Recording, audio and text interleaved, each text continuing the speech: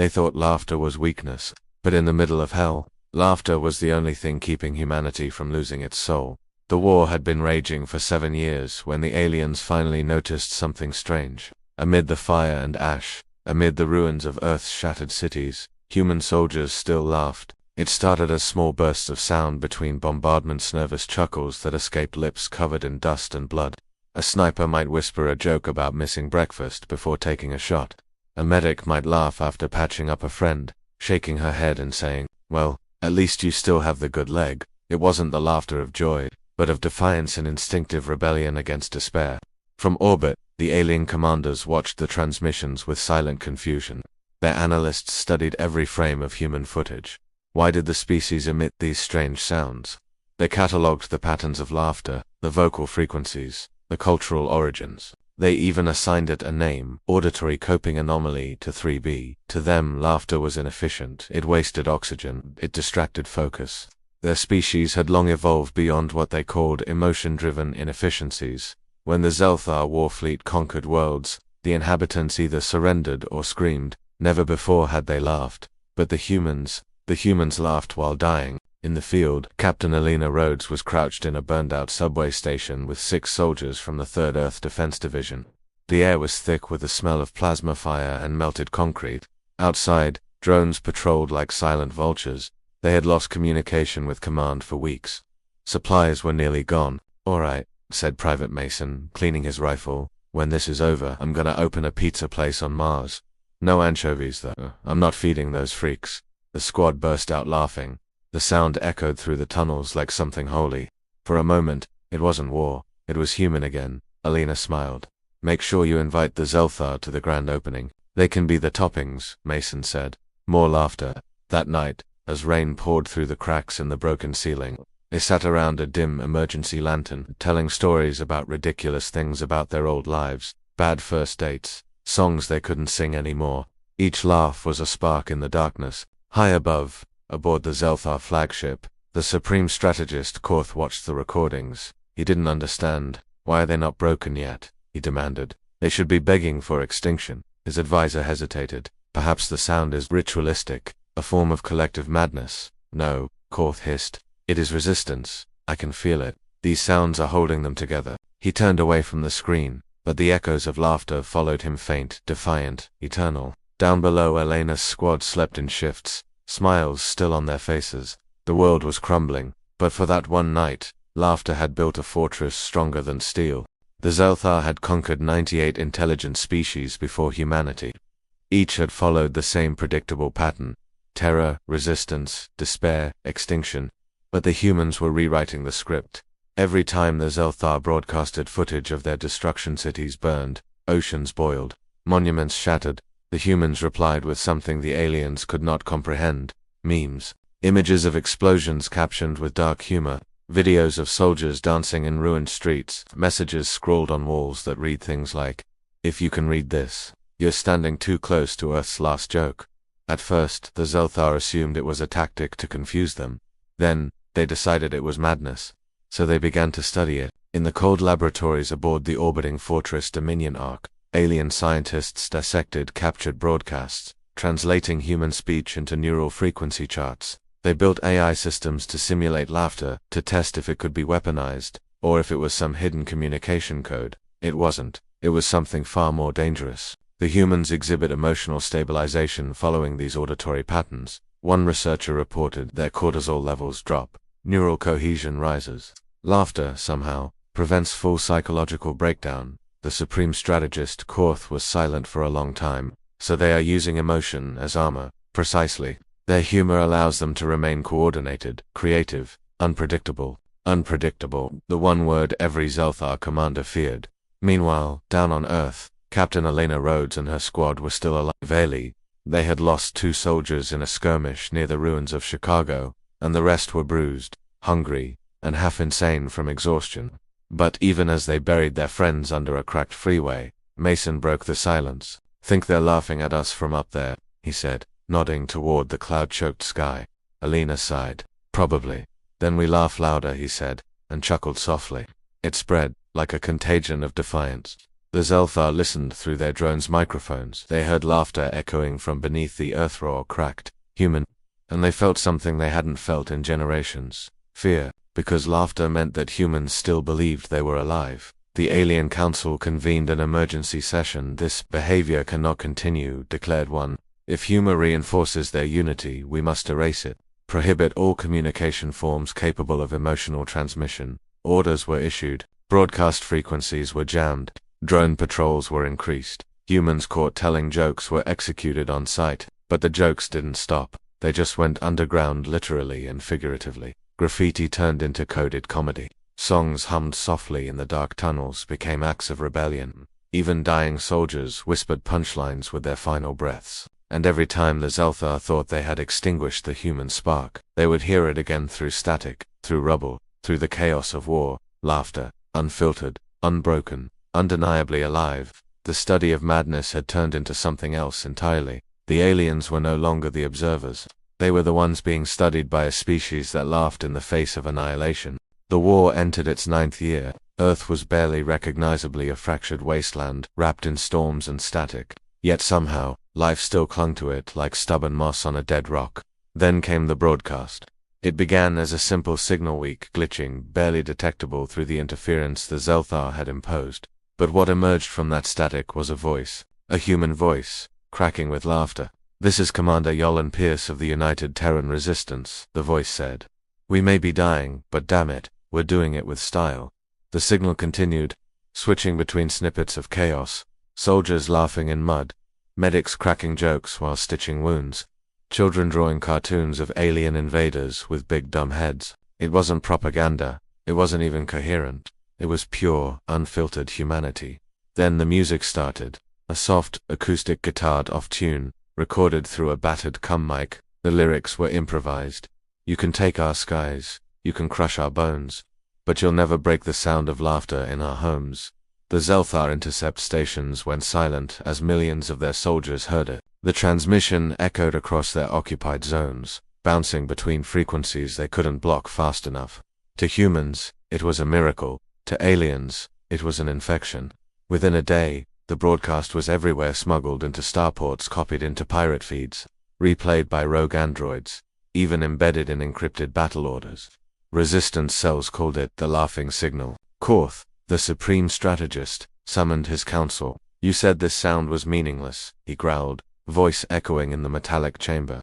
"Yet my soldiers hesitate when they hear it. Some even mimic it." His second-in-command looked nervous. "The sound, laughter, as they call it, seems to affect morale, even in our ranks. We've recorded instances of Zelthar recruits producing the noise involuntarily after extended exposure. Contagion. Psychological resonance. They begin to empathize with the humans." Korth's tendrils coiled in disgust. "Empathy is weakness. Silence this broadcast or burn the planet to ash."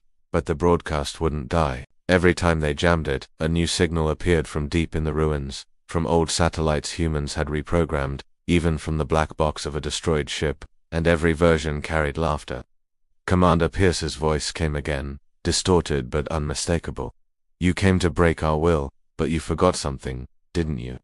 We don't fight because we think we can win. We fight because losing without laughing is worse than death." That quote spread across every surviving human network. It became the rallying cry for the resistance, painted on walls, tattooed on arms, whispered in prayers. And somewhere in the middle of all the carnage, Captain Alina Rhodes heard it, sitting by a dying fire in a collapsed subway. She smiled faintly and whispered, "Still laughing? Huh, Commander." Her squad chuckled. Mason, ever the joker, grinned.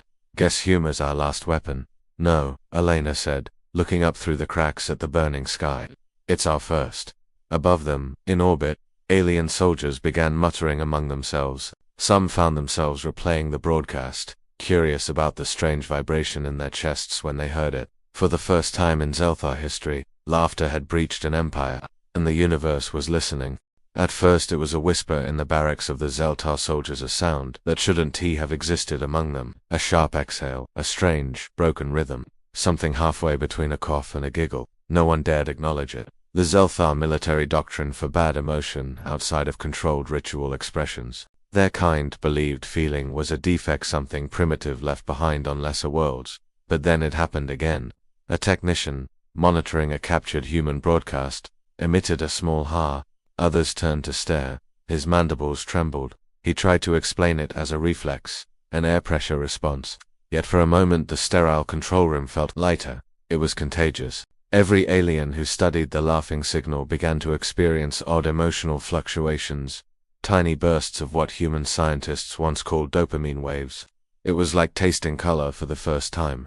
And the more they heard humans laugh, the more it spread. Within weeks, reports came in, units hesitating to execute captured humans, soldiers exchanging strange gestures, mimicking smiles, maintenance crews humming offbeat human melodies. The Zelthar hierarchy panicked. Supreme Strategist Korth summoned his war council again. "Contain this corruption," he thundered. "Emotion destroys discipline. This laughter must be purged." But even as he spoke, one of his lieutenants standing rigid at attention let out a soft snort. The chamber froze. Korth's cold eyes narrowed. "What was that sound?" "Apologies, Supreme Strategist," the lieutenant stammered. It escaped. Korth leaned forward, voice sharp as a blade. "Do you find extinction amusing, soldier?" The lieutenant hesitated. Then something unprecedented happened. He smiled. "I don't know why," he said quietly, "but when I hear them laugh, I feel alive." The council erupted in chaos. Some demanded his execution. Others, though silent, felt something stir in their cores. The infection was real. Down on Earth, the humans were barely surviving. Captain Elena's squad had lost 2 more members. They were down to 4 herself, Mason, and to new recruits who still flinched at thunder. But even then, they joked. One night, as they scavenged for supplies, they stumbled upon a downed Zelthar drone. Mason was the first to touch it, grinning. "Hey, Captain, think we can reprogram this thing to tell jokes." Elena laughed. "If it works, we'll have the first alien stand-up comedian." They dragged the broken drone into an abandoned mall and tinkered for hours. To their surprise, its vocal emitter still functioned. Mason uploaded a few sound clips from old comedy archives, snippets of laughter, silly one-liners, even children's giggles. When the drone rebooted, its optical sensors flickered. Then, in a monotone alien voice, it said, "Knock, knock." Elena blinked. "What? Knock, knock," Mason snorted. "Who's there?" "Your impending doom, ha ha." The squad burst into laughter, clutching their sides. Even the drone paused, analyzing the sound, and then it emitted a small, artificial chuckle. That moment changed everything. They realized laughter could be taught, programmed, shared. Within days, resistance engineers began embedding humor code into hacked drones, spreading laughter through the Zelthar communication network like wildfire. The aliens tried to shut it down, but the code mutated, converting battle commands into punchlines. On a Zelthar destroyer orbiting Mars, the navigation system suddenly blared. "Warning, morale too low. Suggest joke." Then the system told one. Half the crew laughed before realizing what they were doing, and just like that, the unthinkable happened. The Zelthar Empire began to fracture from within, not from human weapons, but from human laughter. For the first time in history, a war wasn't just fought with fire and steel, but with joy. By the 10th year of the war, the mighty Zelthar war machine was no longer a force of terror, was a comedy of errors. Their battle layers kept glitching, repeating punchlines instead of commands. Troop announcements began with knock, knock. The once pristine discipline of the alien legions had dissolved into chaos. Soldiers hesitated mid-fight because someone nearby had started giggling uncontrollably. The infection wasn't physical, it was psychological. Laughter had become a virus the Zelthar couldn't cure, and the humans knew it. In the ruins of old London, the United Terran Resistance had gathered their last surviving generals, engineers, and storytellers. They weren't planning a military strike this time. They were planning a broadcaster final one. Captain Elena Rhodes stood before a cracked camera lens, her uniform tattered, her face lit by the blue flicker of a dying power cell. Behind her were musicians with scavenged instruments, and beside her, Mason stood grinning, holding the reprogrammed alien drone they'd dubbed Jester. Elena took a deep breath. To any human, alien, or machine that can hear this, this isn't a call to arms. It's a call to laugh. The drone word. Commencing transmission. Operation Joystorm. And then it began. They broadcast everything old Earth sitcoms, stand-up routines, jokes from soldiers in the trenches, laughter recorded from children long gone. The signal was layered with emotion and memory, echoes of humanity's most sacred sound. The broadcast pulsed through every communication array the Resistance had ever hijacked. From the shattered remains of satellites to the cores of alien ships, laughter filled the void. In orbit, Korth watched helplessly as the sound spread through his fleet like wildfire. His flagship's screens flashed with corrupted data, all reading the same phrase. Why so serious? Crew members began chuckling, then laughing, then sobbing while laughing. Korth roared, slamming his clawed hands against the console. You will not corrupt me with your madness.